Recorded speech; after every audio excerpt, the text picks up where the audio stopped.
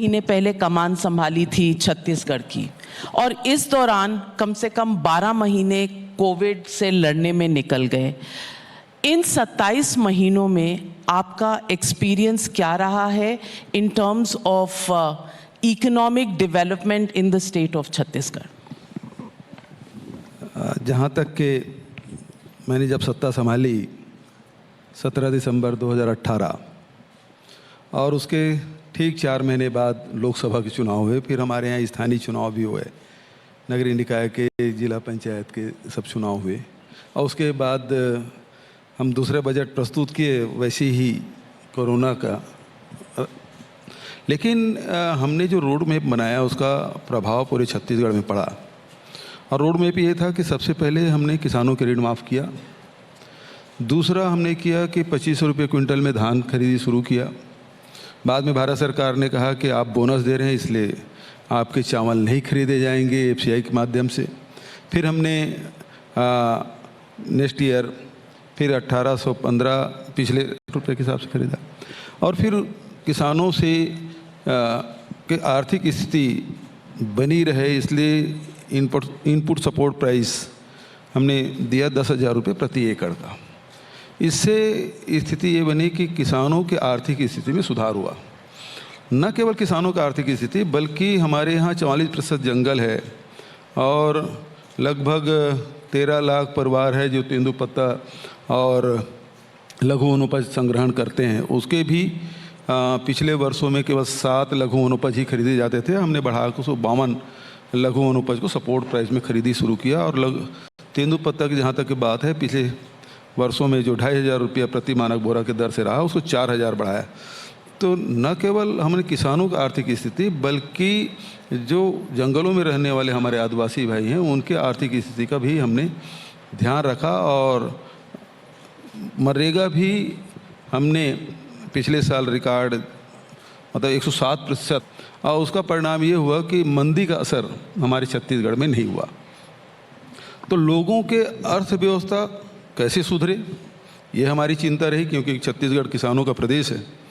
दूसरा ये है कि उनके शिक्षा और स्वास्थ्य के क्षेत्र में हम लोगों ने काम किया। स्वास्थ्य में आप देखेंगे मलेरिया में जहाँ 5.41% रहा प्रति 1,000 में, अब वो घट के 1.17% रह गया है। तो ये जो आंकड़े ये बता रहे हैं कि पहले जो मलेरिया के कारण से प्रभावित होते थे अब उसमें भारी कमी आई है। तो स्वास्थ्य के क्षेत्र में, शिक्षा के क्षेत्र में स्वामी आत्मानंद अंग्रेजी माध्यम स्कूल हमने शुरुआत की, उसका बहुत अच्छा प्रतिसाद मिल रहा है। तो ये लगातार छत्तीसगढ़ के लोगों के जीवन स्तर में बदलाव आए, इस दिशा में हम लोग काम कर रहे हैं। बघेल जी, सवाल ये उठता है कि हाल ही के समय में हमने देखा है कि कृषि कानूनों पर काफ़ी स्टेट्स और सेंटर के बीच में मतभेद रहे। मतभेद ही सिर्फ नहीं, दिल्ली की सड़कों ये देखने नहीं चाहिए थे जो 26 जनवरी को हुआ। पर हमने जो वाक़ये देखे हैं, शायद इस देश में रेड फोर्ट पर ये शायद नहीं होना चाहिए था। जहाँ तक कृषि कानूनों का सवाल है, मैं आपसे पूछना चाहती हूँ कि आप एक नई पीढ़ी के नेता हैं और मुख्यमंत्री हैं। कब तक हम सब्सिडी के मॉडल पर किसानों को एक ही क्रॉप, चाहे वो गेहूं हो या चावल हो, जिस स्टेट में जो उग रहा है, हम उसी पर ध्यान देते रहेंगे? कब तक हम मिडलमैन के चुंगल में रहेंगे, आढ़तियों के चुंगल में रहेंगे? क्या इस पर एक मॉडर्न आउटलुक, एक नई तरह से सोच विचार करने का समय नहीं आ गया है? क्योंकि अगर आप पंजाब की बात लें तो पंजाब में वैज्ञानिकों का कहना है कि वाटर टेबल घटता जा रहा है, लेकिन वहाँ जो क्रॉपिंग पैटर्न का जो एम्फोसिस है, चाहे गेहूं पर या चावल पर, वो और भी इस वाटर टेबल को ख़राब कर रहा है। लेकिन अगर हम वैज्ञानिक तरीके से नए कानूनों की बात करते हैं तो इस पर पॉलिटिकल ऑपोजिशन बहुत होता है। इकोनॉमिक इश्यूज़ पर राजनीति क्यों होती है? क्या ये सिर्फ इस पर निर्भर है कि एक नेशनल पार्टी है भारतीय जनता पार्टी और दूसरी नेशनल पार्टी है इंडियन नेशनल कांग्रेस, इसलिए इनको ऑपोजिट आइडियोलॉजी अपनानी ही है, इसी पर निर्भर करता है? बहुत अच्छा सवाल आपने किया, इसके लिए मैं आपको धन्यवाद दूंगा। थोड़ा सा हम लोग पीछे चलें। जब देश आज़ाद हुआ था और 70 के दशक तक की स्थिति ये थी कि देश में राशन के अनाज की भारी किल्लत रही है और हमको अमेरिका के सामने हाथ फैलाना पड़ा था। वो दौर था जब हम अपने लोगों को राशन उपलब्ध नहीं करा पाते थे। उस समय इंदिरा जी ने हरित क्रांति का आह्वान किया। देश के किसानों ने उस चुनौती को स्वीकार करते हुए आज अनाज इतना उत्पादन कर दिए हैं कि 3 साल तक यदि सूखा पड़ जाए तो पर भी हिंदुस्तान के लोगों को अनाज की कमी नहीं होगी। ये किसानों ने कर दिखाया। अब इसमें आज जब उत्पादन बढ़ गया है तो ये क्या दोष किसानों का है? यदि आप जो सब्सिडी की बात कर रहे हैं, सब्सिडी इसलिए देना पड़ता है कि आपको आम जनता के, आपके जो गृहस्थ की जो व्यवस्था है, अर्थव्यवस्था है, वो ना बिगड़े। यदि आज चावल हम 3 रुपये हम दे रहे हैं, 1 रुपये प्रति किलो के हिसाब से दे रहे हैं, गरीबों तक पहुँचे। स्थिति तो ये आई थी कि लोग आम की गुठली खा के जीवन यापन कर रहे थे, तो सरकार की जिम्मेदारी है उन लोगों तक के राशन पहुँचाए। उनका हक है, भोजन का अधिकार है, तो इस कारण से सब्सिडी देनी पड़ती है। दूसरी बात ये है, क्या सब्सिडी केवल किसानों को दिया जाता है?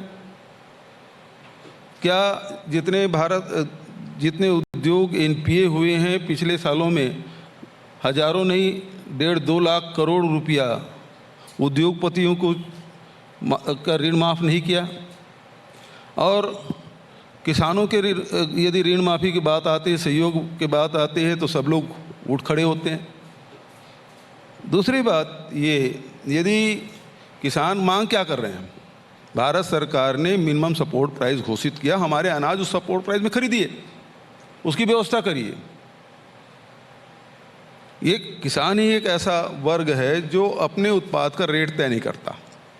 बहुत सारे लोग अपने उत्पाद का रेट तय करते हैं, क्योंकि यदि उस प्रकार से हो तो ये इकोनॉमिक आप शुरू से उस प्रकार की व्यवस्था करके रखे हैं कि राशन कम से कम सस्ता मिले आपकी गृहस्थी चलाने के लिए।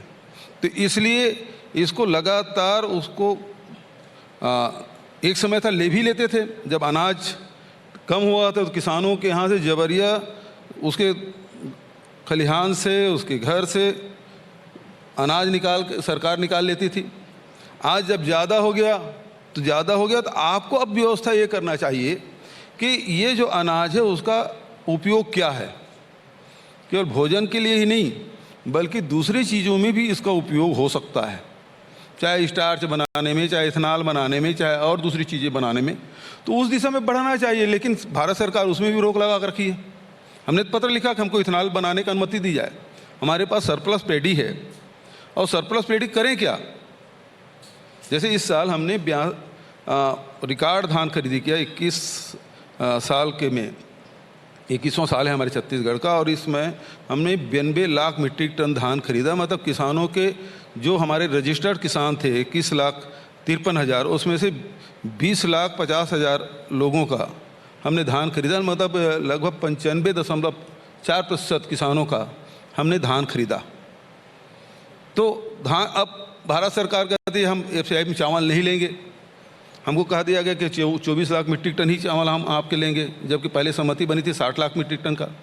अब जो धान बचेगा उसका हम करें क्या? या तो मार्केट में बेचें, या सड़ता हुआ छोड़ दें, या फिर दूसरा अल्टरनेटिव है कि उसका इथेनॉल बना दें। आज बायोडीजल के, बायोफ्यूल की सब पूरे दुनिया में डिमांड है। यदि उस दिशा में बढ़ना चाहते हैं तो उसमें भी भारत सरकार रोक लगा कि आपको अनुमति नहीं दी जाती। तो आपको यदि सरप्लस अनाज है तो उसके अल्टरनेटिव आपको व्यवस्था करनी चाहिए। किसानों का ये दोष बिल्कुल नहीं है। किसानों ने चुनौती स्वीकार की कि देश के लिए अनाज उत्पादन करे, और उन्होंने करके दिखा दिया। वैज्ञानिकों के सहयोग से, किसानों की मेहनत से ये संभव हुआ। बघेल साहब, आपने बात की कि पीछे ले जाता हूं और बताता हूं कि इंडिपेंडेंस के समय से कैसे हमारे यहाँ फूड ग्रेन की शॉर्टेज थी।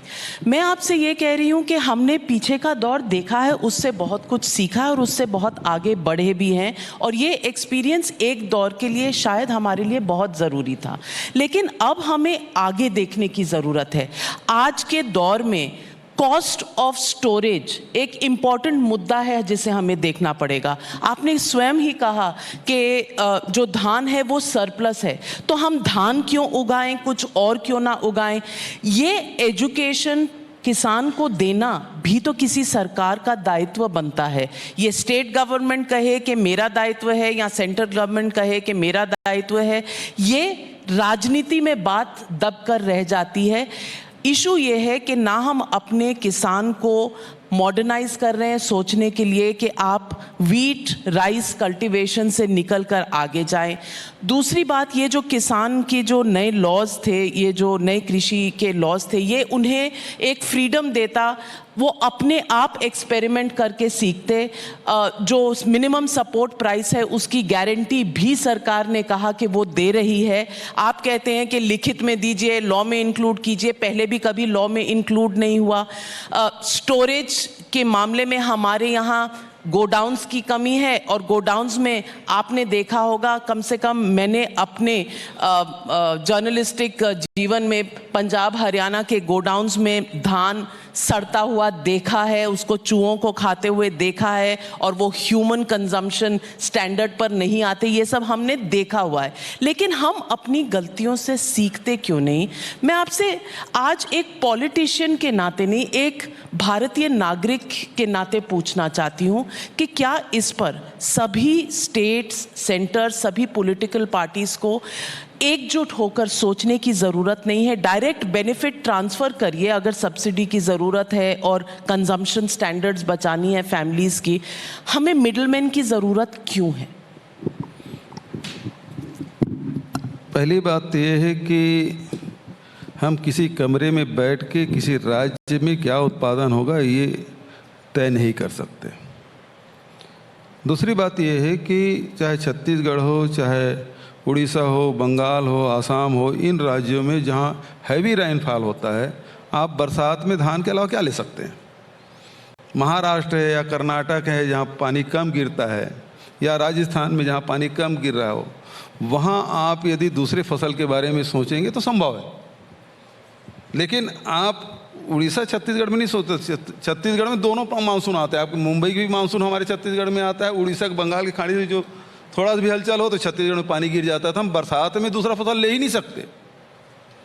और दूसरी बात यह है कि हमारे यहाँ 44% जंगल है। अब वहाँ आप बांध नहीं बना सकते, आप नहर नहीं खोद सकते, सिंचाई की कोई साधन नहीं है, तो आप कौन सा फसल ले सकते हैं? आपको पर्यावरण भी सुधारना है। हम यदि कहें हिंदुस्तान के 8 से 10% ऑक्सीजन हम देते हैं छत्तीसगढ़ से, लेकिन हमारे जंगल में रहने वालों को क्या मिलता है उसके अगेंस्ट में? क्योंकि वहाँ न बिजली जा सकती है, न बांध बना सकते हैं, न सिंचाई की व्यवस्था करते हैं, तो बरसात में जो पानी गिरता है उसी फसल लेते हैं। तो आज स्थिति ये है, जिन राज्यों में दूसरे फसल लिए जा सकते हैं, उन राज्यों में यदि आप धान ले रहे हैं तो उसे रोका जा सकता है। लेकिन छत्तीसगढ़, उड़ीसा, बंगाल, आसाम में आप क्या कर सकते हैं? आप जो ऊपरी आसाम है वहाँ तो चाय के बागान है, लेकिन लोअर आसाम है जहाँ ब्रह्मपुत्र के नीचे जहाँ फ्लड आता है, तो फ्लड में आप कौन सा फसल ले सकते हैं धान के अलावा, और उसके कैसे रोक सकते हैं? दूसरी बात, बार बार जब बात आ रही है ये किसी कानून के बारे में जो बात आप कह रही हैं, तो आखिर किसानों ने तो मांगा नहीं था ये कानून लागू करो। दूसरी बात यह है कि जहाँ मंडी नहीं है वहाँ कौन सा रेट ज़्यादा हो गया? बिहार ने 2006 में बंद कर दिया था मंडी एक्ट, लेकिन आज बिहार में 700 से लेकर 1200 तक के धान बेच रहे हैं, और हमारे छत्तीसगढ़ में हमने सोसाइटी के माध्यम से खरीदना शुरू किया था। हमारे यहाँ समर्थन मूल्य में खरीदी हो रही है, 1868 रुपये हमने खरीदा। तो किसान यही मांग रहे हैं कि हमको समर्थन मूल्य हमारी खरीद की जाए। वो गलत नहीं कर रहे हैं। आप यदि उसके उत्पादन को देखें, अच्छा किसान यदि किसानी ना करे तो सरकार बताए वो क्या करे, दूसरा काम क्या है वो बता दे। आप किसानी भी नहीं करने देंगे और उसका रेट भी ना दें तो आखिर किसान करेगा क्या। और आज भी 60% हिंदुस्तानी कृषि पे निर्भर है। हमारा जो इकोनॉमी किस प्रकार से है, अर्थव्यवस्था इस प्रकार से है, जिसके पास रोजगार नहीं हो सब किसानों से जुड़े हुए, कृषि से जुड़े हुए हैं। 60% लोग हैं। यदि 60% लोगों को संभालना है और कोई बहुत ज़्यादा राशि की ज़रूरत नहीं है, इससे हमने छत्तीसगढ़ में उसको कर दिखाया। आज पूरे हिंदुस्तान के किसी राज्य से तुलना कर लीजिए, वहाँ के लोगों के, आप यहाँ बहुत सारे लोग बैठे हैं, इन 2 वर्षों में सबसे ज़्यादा यदि ट्रैक्टर बिका है तो छत्तीसगढ़ में बिका है, सबसे ज़्यादा मोटरसाइकिल बिका है तो छत्तीसगढ़ में बिका, सबसे ज़्यादा कारें बिकी है तो छत्तीसगढ़ में बिकी है। क्यों? क्योंकि हमने लोगों किसानों का अर्थव्यवस्था को हमने सुदृढ़ किया। यही बात राहुल जी कहते हैं कि जो आम लोग हैं उसके जेब में पैसा डालने का काम करो। जो अर्थशास्त्री दुनिया के वो भी कहते हैं कि आम लोगों की जेब में पैसा डालो, और वो काम छत्तीसगढ़ सरकार कर रही है कि आम लोगों के, किसानों के 20 लाख किसानों के खाते में हमने डाला, 20 लाख परिवार हो गए। 13 लाख हमारे तेंदुपत्ता संग्राहक हैं, उसके हमने डाला। इस साल पूरे देश के 72.5% लघु वनोपज खरीद का हम सबसे ऊपर में हैं। लघु वनोपज भी खरीदें, उसका वैल्यू एडिशन भी कर रहे हैं। तो उन लोगों के जेब में पैसा गया तो वहाँ के बाज़ार में भी रौनक है। चाहे आप जिम ज्वेलरी में चल दीजिए, सराफा बाज़ार भी कहिए, रियल इस्टेट में कहिए, छत्तीसगढ़ में आप रजिस्ट्री निकाल के देख लीजिए। अन्य वर्षों की तुलना में हमारे छत्तीसगढ़ में 1.5 गुना ज़्यादा रजिस्ट्रियाँ हुई है रियल इस्टेट में। उसी प्रकार से चाहे टेक्सटाइल में चल दीजिए, किसी फील्ड में चल दीजिए आप। तो यदि हिंदुस्तान के इकोनॉमिक्स को सुधारना है तो आम जनता के जेब में पैसा डालना पड़ेगा। चंद लोगों की जेब में पैसा डालने से हिंदुस्तान की इकोनॉमी नहीं सुधरने वाली है। न व्यापार संभलने वाला है, न उद्योग चलने वाला है। यदि उद्योग चलाना चाहते हैं तो आखिर उद्योग के उत्पाद का जो सामान है वो जाएगा कहाँ? ग्राहक के पास। ग्राहक की जेब में पैसा नहीं है। पैसा नहीं है तो खरीदेगा कौन? तो सबसे ज़रूरी ये है, यदि आपको व्यापार चलाना है तो ग्राहक के जेब में पैसा होना चाहिए। अब जब बाज़ार चलेगा, व्यापार चलेगा तो उद्योग भी चलेगा। उद्योग भाई उत्पादन कर लेंगे, रखेंगे कहाँ? कौन खरीदेगा? इसलिए ज़रूरी है कि ग्रामीण अर्थव्यवस्था को आप मजबूत करिए। इसका जीता जागता उदाहरण हमारा छत्तीसगढ़ है। जो पार्टी लाइसेंस राज जिसने शुरू किया था इंदिरा गांधी जी के दौर में, आज वो कह रही है कि आम आदमी के जेब में पैसा जाए और कुछ लोगों की मदद सिर्फ ना हो, सबकी मदद हो, तो ये कांग्रेस में एक बड़ा बदलाव आया है। और आपने असम की बात की छत्तीसगढ़ के साथ, और असम की बात आजकल आप बहुत दिल से करते हैं क्योंकि प्रभारी हैं आप असम के लिए इस चुनाव के दौर में। ऑब्जर्वर, जिस तरह से आप असम को अपने अंदर ले चुके हैं तो ऐसा लगता है कि छत्तीसगढ़ और असम दोनों आप ही के स्टेट हैं। तो मैं आपसे पूछना चाहूँगी, इस चुनाव के दौर में आपने राहुल जी की बात की। राहुल जी के अगर आइडियाज़ इतने अच्छे हैं और आपको सक्सेस मिला है छत्तीसगढ़ में, तो बाकी देश में राहुल जी के आइडियाज़ को इतनी जल्दी लोग एक्सेप्ट क्यों नहीं कर रहे हैं? कांग्रेस की जो ज़मीन पर एक उनका जो अस्तित्व था वो मिटता क्यों चला जा रहा है? देखिए, जब आप यदि चुनाव करें, केवल यदि अर्थव्यवस्था का आधार पर चुनाव करेंगे तो लोग दूसरे तुलना करेंगे। आप एक तरफ अर्थव्यवस्था की बात कर रहे हैं, दूसरी तरफ भावनात्मक बात कर रहे हैं। आप सर्जिकल स्ट्राइक की बात कर रहे हैं, तो भावनात्मक देशभक्ति की बात आ गई। उस समय अर्थव्यवस्था की बात नहीं हुई। और जो राहुल जी ने जो न्याय की बात कही है, हमने लागू किया और उसका रिजल्ट दिखाई दे रहा है।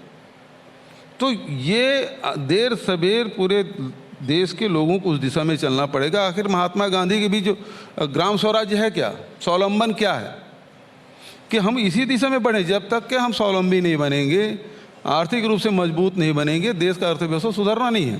तो इसलिए हमारे विचार है, चिंतन है, उसके केंद्र में व्यक्ति होना चाहिए, परिवार होना चाहिए। जब तक कि उसको हम ध्यान में रख के हम अपने रणनीति नहीं बनाएंगे, नीतियाँ नहीं बनाएंगे, कार्यक्रम नहीं देंगे, आप अर्थव्यवस्था आपका फेल होते जाएगा। तो आप कह रहे हैं कि भाजपा के लिए लोग इसलिए वोट देते हैं क्योंकि भावनात्मक होता है और डेवलपमेंट अर्थव्यवस्था के मामले में मोदी सरकार कुछ कर नहीं पाई है? बिल्कुल ही नहीं। आप 2019 के चुनाव में देख लीजिए, किसी ने नोटबंदी के आधार पे एक बार भी वोट मांगा? जीएसटी के आधार पे एक बार भी वोट मांगा? या अभी आसाम में, बंगाल में या 5 राज्यों में चुनाव हो रहे हैं, वहाँ लॉकडाउन के आधार पे उन्होंने वोट मांगा? आप उस आधार पे वोट नहीं मांगते, आप वोट मांगते हो किसी और कारण से, भावनात्मक कारणों से। तो आप समझते हैं कि जनता जो वोट देती है वो इसके बीच में डिफरेंस नहीं कर पाती, जनता बेवकूफ़ बन जाती है हर बार? जनता तो सब कुछ है, उसको बेवकूफ़ कैसे कर सकते हैं आप? तो फिर अगर जनता वोट देती है, सवाल इस बात का है, जो दिखता है वही बिकता है। आप जो बताएंगे वही तो देखेंगे। टीवी में आप जो चीज़ दिखाएंगे वही तो लोग देखेंगे। वो जो देखना चाहते हैं आप दिखाते हैं क्या? आप दिखाना चाहते हैं वो देखते हैं। फर्क और ये भ्रमित हो जाते हैं और भ्रमित हो जाते भाई, हैं। आप लगातार किसी चीज़ को फीड करते रहेंगे तो वो उसी प्रकार से सोचना शुरू करता है। अच्छा, फैक्ट्स पर जाते हैं। अगर हम बिहार के चुनाव देख लें जो रिसेंटली हुए हैं, कांग्रेस पार्टी जूनियर पार्टनर थी आरजेडी की। कांग्रेस पार्टी को जितने सीटें मिली उसकी 10% भी नहीं जीत सकी। महाराष्ट्र में आप देख लीजिए, आप टेल एंडर की पार्टी हैं। उस पूरे अलायंस पार्टनरशिप में शिवसेना और एनसीपी के बीच में कांग्रेस का कोई अस्तित्व नहीं है। केरला की तरफ आ जाइए, केरला में हमेशा ये हुआ है कि एलडीएफ के बाद यूडीएफ, यूडीएफ के बाद एलडीएफ। इस बार ऐसा लग रहा है, हर ओपिनियन पोल ये कह रहा है कि पिनरी विजयन की सरकार वापस आएगी। राहुल गांधी अब वहाँ के नेता हैं, वहाँ के मेंबर ऑफ पार्लियामेंट है वायनाड के, फिर भी केरला में उनका कोई ऐसा वहाँ पर लोगों के ऊपर असर नहीं पड़ा है। तमिलनाडु में आप 41 सीट के जूनियर पार्टनर थे 2016 में, अब आप 25 सीट के जूनियर मोस्ट पार्टनर हो गए। ये फैक्ट्स हैं बघेल जी, इसको कोई जुटला नहीं सकता। नहीं, एक चीज़ बताइए, वहाँ तमिलनाडु में जूनियर मोस्ट है तो और किस किस का गठबंधन हुआ है? 3-4 लोगों के बीच में गठबंधन कि 2 पार्टी के बीच में गठबंधन है? नहीं, तो जूनियर मोस्ट कैसे हो गया? 3-4 पार्टियां भी हों पर अस्तित्व मतलब कांग्रेस जो एक नेशनल पार्टी थी। ठीक है, तमिलनाडु में शुरू से वही रहा है, डीएमके या एआईडीएमके इनके बीच रहा है। तो वहाँ कौन सा दूसरी पार्टी बड़ी पार्टी हो गई? केरला में तो शुरू से चला आ रहा है। पर इस बार तो यूडीएफ, आपको रिजल्ट पहले से मालूम हो गया। ओपिनियन पोल मैंने पहले ही कहा कि ओपिनियन पोल में आप लैग बिहाइंड कर रहे हैं। तो ओपिनियन पोल में भारतीय जनता पार्टी कहीं नहीं जीत रही 5 राज्यों में।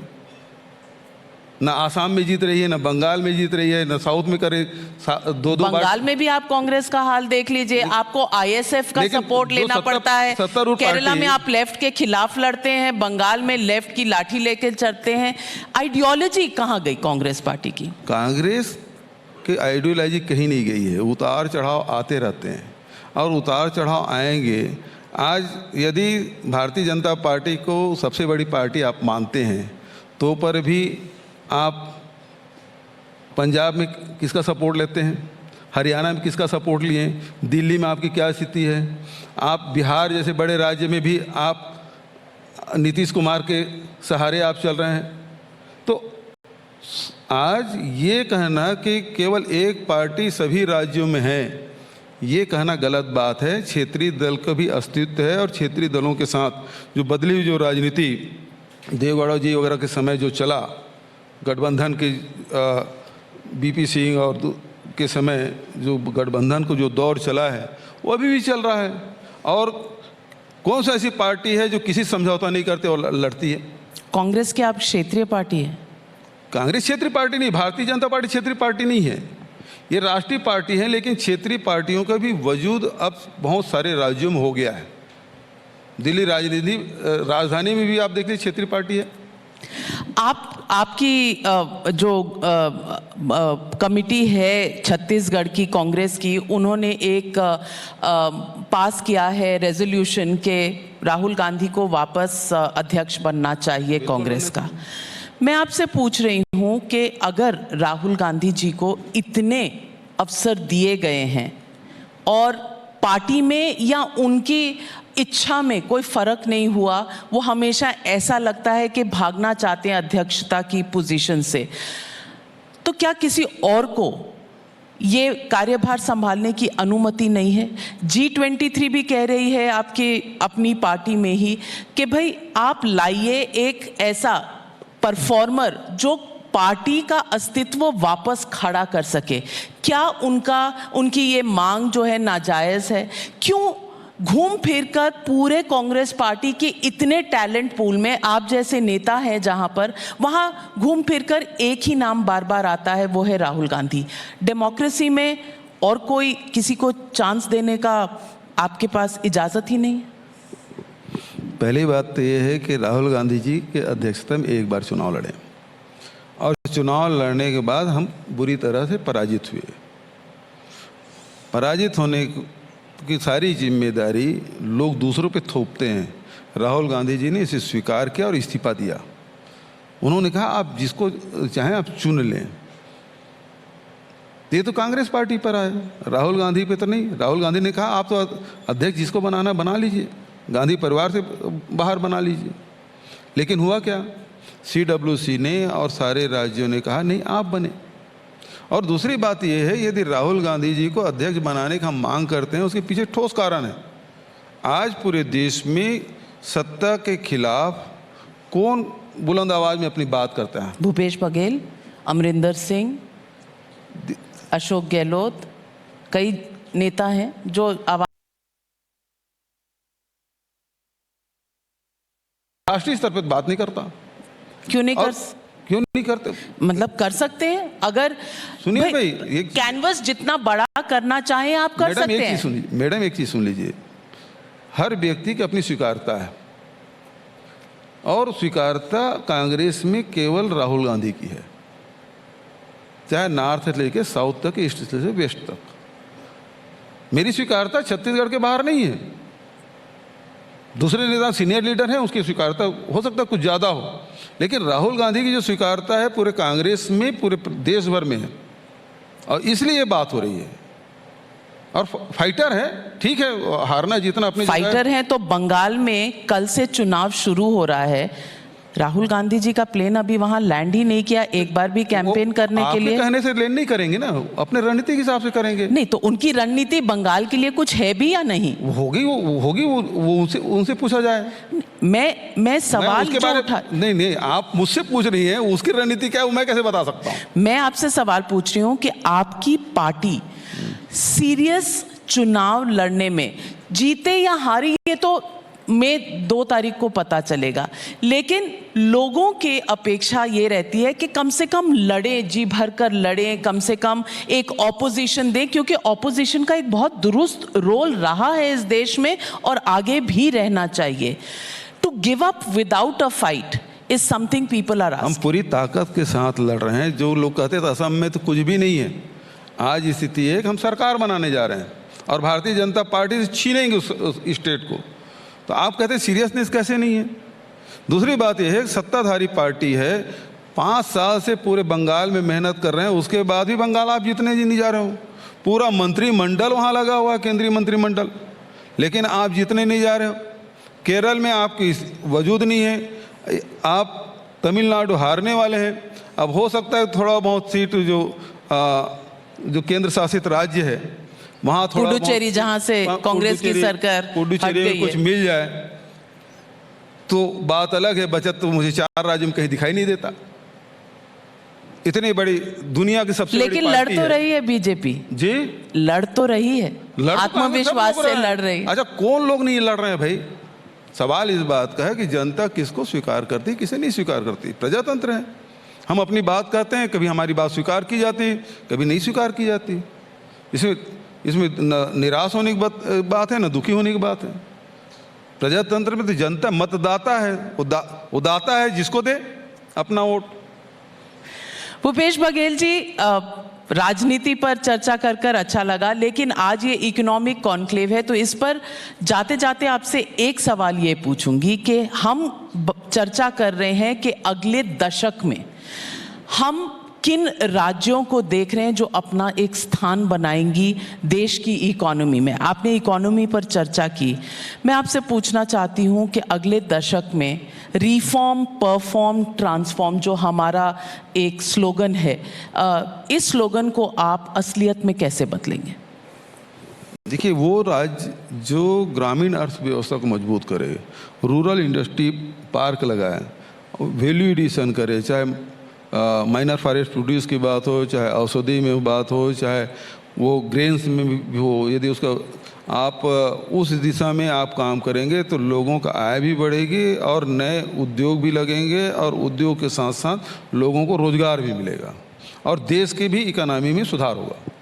तो ये जब तक कि हम लोग नहीं करेंगे तब तक की बात नहीं बनेगी। कोर सेक्टर में हमने बहुत स्टील उत्पादन कर लिया, पावर सेक्टर में हम लोग बहुत काम कर लिए, लेकिन उसमें सिचुएशन आ चुका है। तो लेकिन ये जो सेक्टर है उसमें काम करने की ज़रूरत है, जहाँ रोज़गार मिलेंगे लोगों को और अवसर मिलेंगे और अर्थव्यवस्था में योगदान देंगे। बघेल जी, हमेशा एक पॉलिटिकल रिपोर्टर की एक इच्छा होती है कि एक ऐसा पॉलिटिकल सवाल आपसे पूछा जाए जिससे एक हेडलाइन सी बने। तो मैं आपसे सवाल पूछूंगी कि महाराष्ट्र में जो चल रहा है, 100 करोड़ की एक डिपार्टमेंट पर एक्सटॉर्शन चार्ज, और ये वहाँ के पुलिस कमिश्नर ने एक चिट्ठी में कहा है, और वो पुलिस कमिश्नर चुना भी इसी सरकार द्वारा गया था जो महाविकास अघाड़ी है। लोग अब कह रहे हैं कि ये महाविकास अघाड़ी नहीं है, ये महावसूली अघाड़ी है। आपने कहा राहुल जी हमेशा चिंता करते हैं कि आम आदमी के जेब में पैसा हो, आम आदमी की तरक्की हो। इस तरह के एक्सटॉर्शन और 100 करोड़ से मेरे ख्याल से आम आदमी का तो कोई भला नहीं हो रहा, सिर्फ सरकार में कुछ राजनेताओं का भला हो रहा है। इस पर कांग्रेस की अपने क्या विचार हैं? क्या कांग्रेस इस अनहोली अलायंस को कंटिन्यू करेगी और बाकी देश भर में उपदेश देगी कि जो बीजेपी कर रही है वो गलत है, हम वैसा नहीं करते, लेकिन जब समय आएगा तो आप भी वही करेंगे जो आप दूसरों को अक्यूज करते हैं? पहली बात तो है कि जब भारतीय जनता पार्टी को नेता इस सीट पे बैठे ना, तो ज़रूर इस बात को पूछ लीजिएगा कि केवल विपक्षी राज्यों में ही आईटी, ईडी, सीबीआई की छापे क्यों पड़ते हैं? उन राज्यों में क्यों नहीं पड़ते जहां भारतीय जनता पार्टी या उसके अलायंस के लोग शासन कर रहे हैं? नंबर एक। नंबर दो, जिस घटना के बारे में आप कह रहे हैं, तो ये बंदा बहुत ईमानदार लगता है, लेकिन ईमानदारी तब आई जब उसके गले तक के कानून के हाथ पहुंच रहे थे, तब उसको ईमानदारी की बात याद आई। ये घटना होगी भी, मैं नहीं कहता, मैं कोई जांच नहीं कर रहा हूँ ना मेरे पास कोई रिपोर्ट आता है, जो मीडिया के माध्यम से जो जानकारी मिलती है उसी आधार पे कह रहा हूँ मैं। तो क्या इतने दिन तक के ये घटना हो रही थी? यदि हो भी रही थी तो चुप क्यों था? तो इसका मतलब उसकी मिली भगत थी, और जब आपका गला फंसने लगा था, आप कहें कि गृह मंत्री का आपने चिट्ठी लिख दिया, सुप्रीम कोर्ट ने कहा आप हाई कोर्ट जाइए।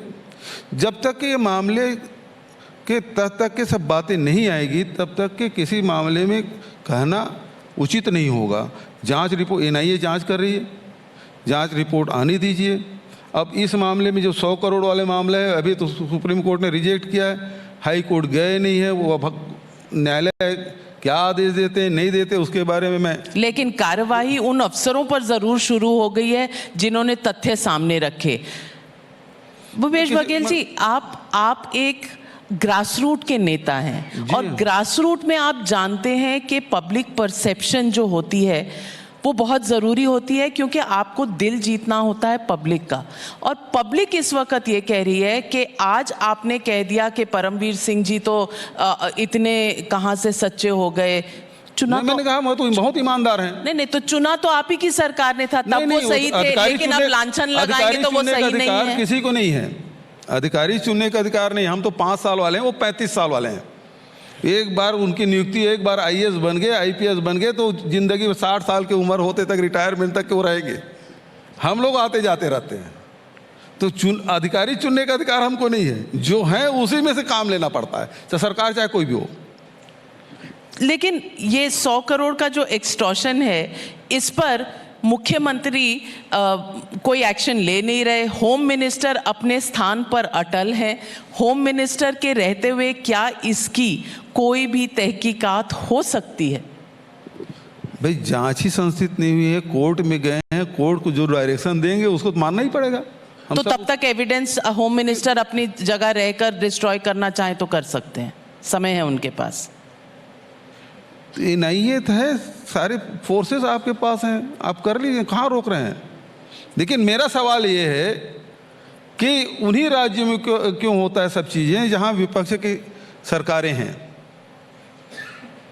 सवाल ये है, चाहे आप कहें पश्चिम बंगाल कहें, केरल कहें, छत्तीसगढ़ कहें, पंजाब कहें, आपके खिलाफ खड़े हुए तो आप अड़तिया के खिलाफ भी आपने कार्रवाई कर दी,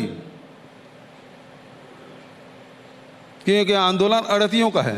तो स्टेट्स ने भी कई ने पास कर दिया है रूल के सीबीआई हमारे लैंड पर आ नहीं सकती। ये कॉन्फ्रंटेशन की राजनीति क्या has it become something that we'll have to accept in the future?